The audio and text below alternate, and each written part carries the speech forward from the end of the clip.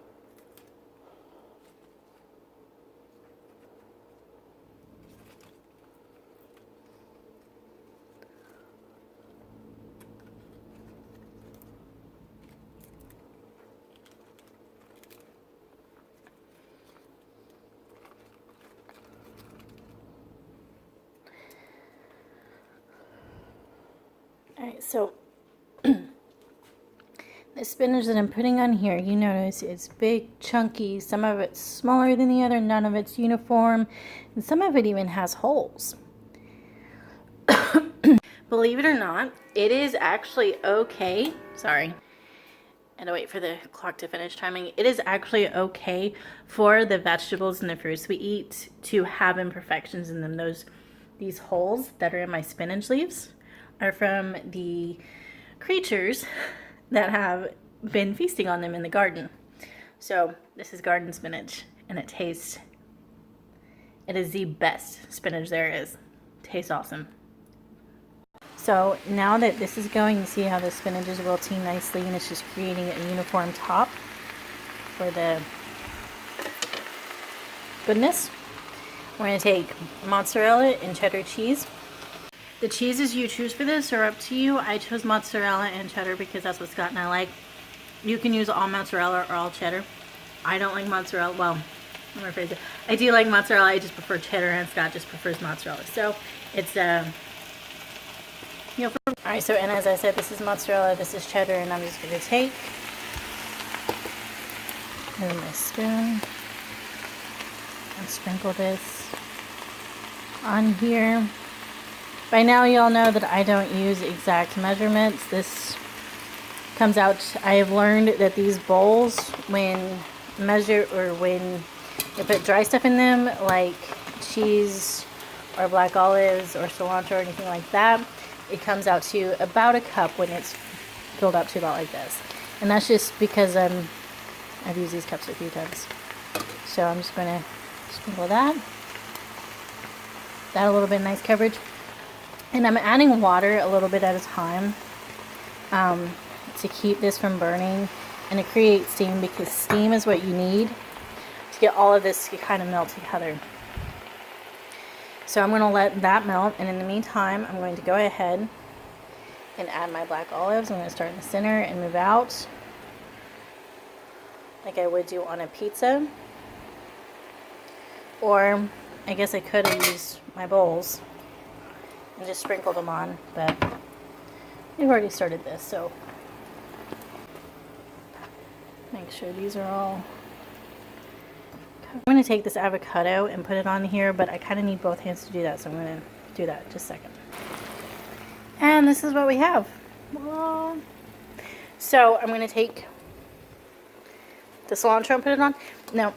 Now that the cheese and spinach, the spinach has kind of cooked a little bit and the cheese is melted, I'm going to remove it from the heat. And this is a cast iron skillet, so removing from the heat is essential.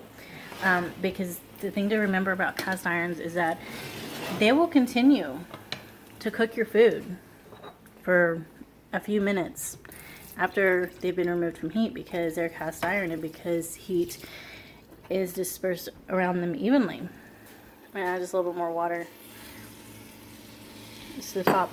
So what I've done, what I'm going to do now is take my cilantro here, again, fresh from the garden, which I'm excited about because it smells so good, and put it on after this cools down for about a minute. The reason being is because cilantro, when heated, does not retain any of its flavor. I don't use dried cilantro because to me it has no flavor and no taste.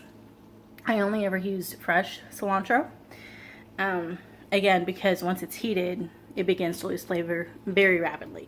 So I want to make sure that this is cooled down enough that it's not going to completely destroy the flavor of the cilantro that I'm going to add on to that. So that will be my final step, which I'll do in a few minutes. In the meantime, I'm going to cut the lettuce and get all of the fixings out. Hey guys, so this taco casserole that we just made will make servings for the following. It will make 2 adult servings plus 3 adult seconds, or 2 adult servings plus leftovers for one the following day, or 4 adult first servings, no seconds, or 2 adult servings and 2 child servings destined for the bin, per the ethos and protocol of any child aged 2 to 10, or it will make 2 adult servings plus 1 tween serving, unless of course during the tween years your child still won't eat anything you serve them, in which case it will make up to 2 tween servings, again destined for the bin, or it will make it 1 teen or young adult serving for those aged 13 to 25.